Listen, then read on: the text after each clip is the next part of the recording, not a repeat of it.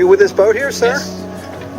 What do you want to know? I understand there's a Herreshoff kind of get-together here, is that correct? That's right, yeah, they're calling it a symposium, but it's, I think, mainly a rendezvous with a few, I imagine, a few lectures and presentations about the work of the Herreshoff family and all the boats they built down there in Bristol, Rhode Island. And since a whole lot of them will be here anyway, it's going to be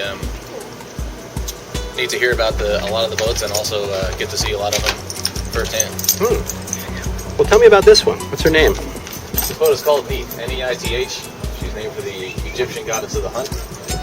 That's the first mate there. That is the one and only Keith Brown, master shipwright, graduate of the International Yacht Restoration School program, and an all-around good and funny guy. Oh, good. A great sailor. Excellent. Getting back to the boat, though, yeah, she built in 1907. Bristol. She's oak framed, I believe, planked with yellow pine. She's been sunk at least once, restored at least once, and currently belongs to the family by the name of Brown from Mystic, Connecticut.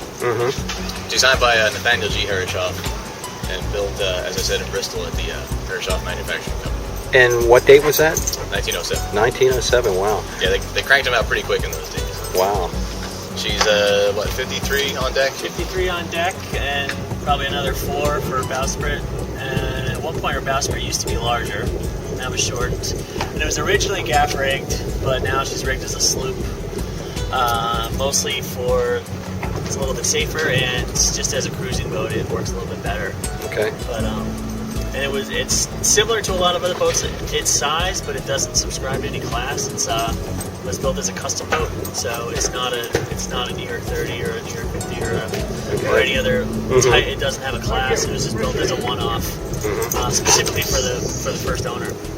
So, how many people does it take to sail this boat? Comfortably, we can race the boat with 6 or 7, but to just go out and sail, maybe 3 or 4. It's actually not a very difficult boat to sail. If it was still gaff rigged, it would be a little tougher because you got to be really paying attention to the runners. But it's a very easy boat to sail. I mean, if you know how to sail a boat, it's the only difference is that it's just a bigger scale. So it's a pretty comfortable boat to sail. Pretty easy. It's very predictable. It steers and drives like a big old wood boat. You kind of got to get it lumbered a little bit. She's pretty quick, and she'll go where you point it. So, What you got inside? there's a main salon. So there's a main salon with 6 berths, a galley, a head, and forward there's a forecastle that's pretty much filled with sails, anchor rode, and all the lines and dock lines and everything. So. And anything else people don't want to deal with, like all sailboats, right? Exactly. But yeah, it's it wasn't really built for major overnighters. It doesn't have like a master stateroom. It's just pretty much crew quarters.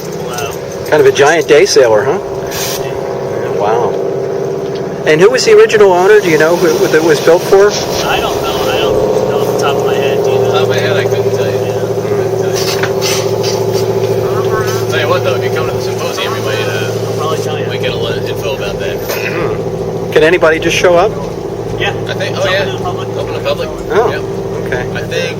Where is it even going to be? It's at the Maine Maritime Right at Academy. the Maine Maritime Academy there. Probably one of their The auditoriums. admission is open to anybody who cares to walk in the door. Wow. We just left the main town dock, which is about here, and now we're going to wend our way up the Bagaduce River as far as we dare today, given the weather conditions, and eventually see if we can get through the Narrows and then maybe up into Northern Bay or to Southern Bay.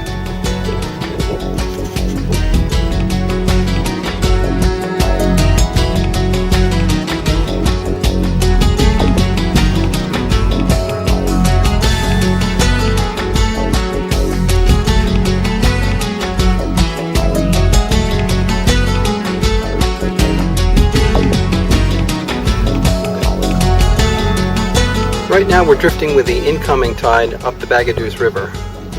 It's about 2/3 in, so we're near the top of the tide, but there's still a little bit of current left. And we're just going to do a little bit of exploring today. see what kind of subject material we can find.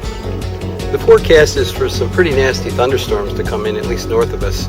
So with all the moisture in the air, we really want to keep an eye out, be able to find some shelter somewhere if it starts to get ugly.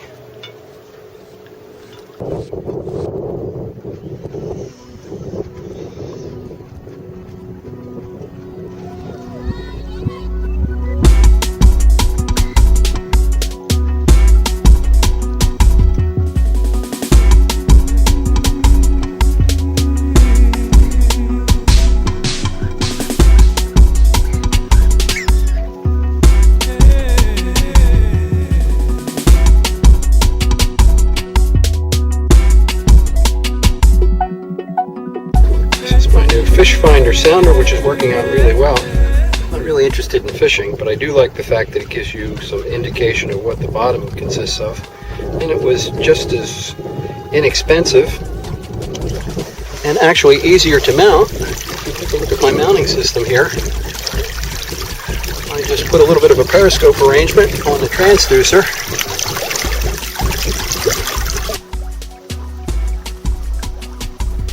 The light is terrible. No doubt about it, but I'm taking this one for me, because here we are, we're going along just with enough forward speed to have steerage way. We're virtually motionless as far as over the ground goes.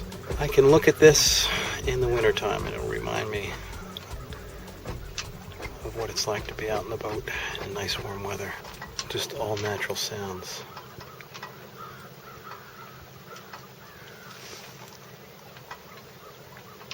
All natural sounds. And it's just okay to be. Hey, Mr. Seal.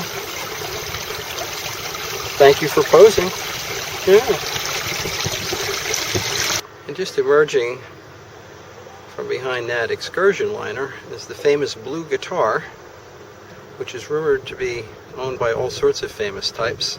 I've yet to get to the bottom of it, but it is a pretty sleek boat. You can look it up on the web, Blue Guitar. It's a 110 or 115 foot Camper Nicholson. We've cut today's excursion a little bit short. In back of me, you can see some pretty nasty thunderstorm clouds, just as forecast. So we decided to dive on this convenient mooring right here. Right in Castine Harbor, picked it up on the fly. My original intention was to go back there to in the very back of this cove and pick up an old-fashioned stick mooring that has a plaque on it.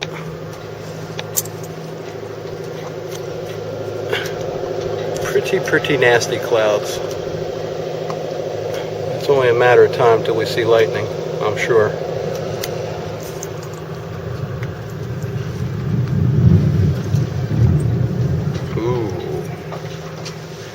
Quite a bit of lightning storms last night. I think the front is finally pushing through, so it's going to create some fireworks. A lot of moisture in the air. Aha! There's some lightning. Well, I think it's time for Buddy and me to go down below and button up. Daniel K. Stuckey, captain, 1920 to 1993, from his crew. And how convenient is that? I turned around and there it was, all set for me to take a picture of. This is indeed a wooden stick of the old type.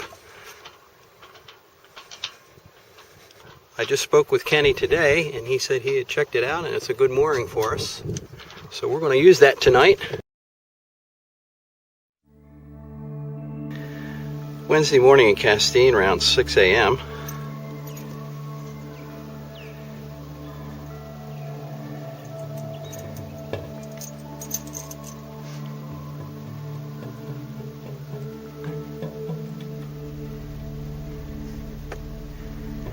There's the town of Castine.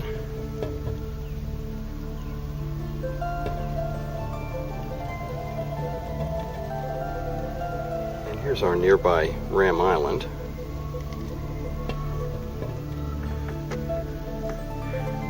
We're still in about 20 feet of water even at low tide.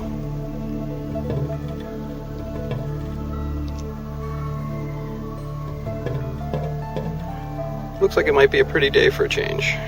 What a gorgeous place to be.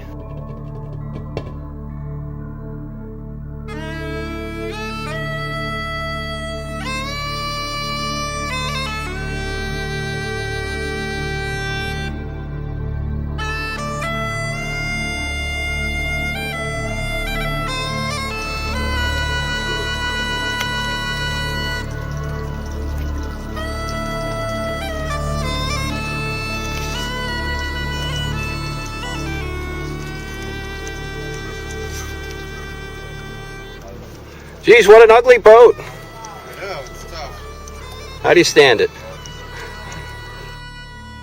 Looks as though the air is definitely cooler and drier, so the front's through, and it ought to be fairly stable weather. I'm getting an early start because there are some thunderstorms in the forecast for the afternoon, but in the summertime there always are a chance of that. But better to be out in the harbor if anything like that does occur.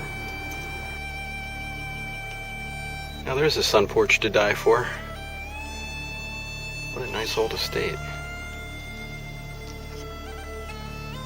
It's just about 8:30 Wednesday morning. We've made our offing. There's the red and white Castine Harbor entrance bell. Now we're headed straight across the bay here, actually the Penobscot River part of the bay.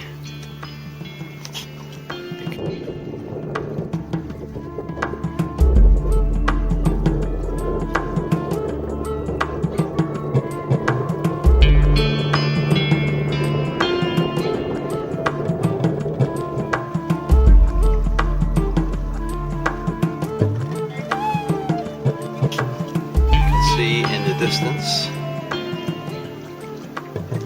just barely, the tower that marks Sears Island. Our object is to get there. Now with the northeast breeze, we're going to be close hauled the whole way, but what's nice is there'll be an incoming tide flooding up the river, so we'll be lee bowing. So I'm thinking that as the breeze maybe gets stronger in the afternoon and as the tide gets stronger, we might not have a lot of tacking to do if we just stand on this tack.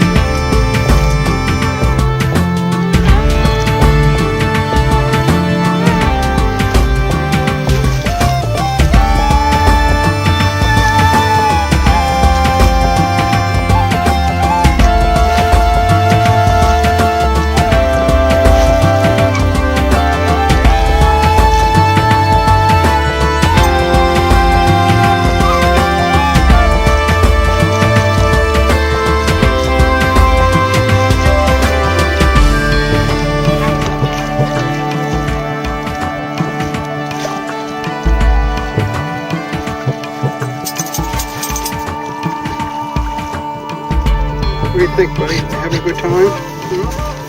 Being my good boy? You having a good time today?